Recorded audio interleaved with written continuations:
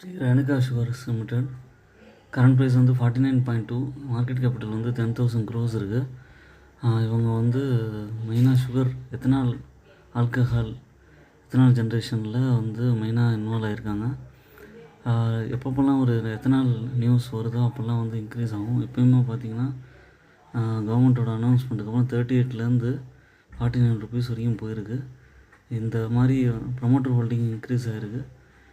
இந்த ஷேர்ஸ் வந்து டிப்பு வரும்போதெல்லாம் பை பண்ணி வச்சுட்டிங்கன்னா உங்களுக்கு நல்ல ரிட்டர்ன் கிடைக்கும். இதோட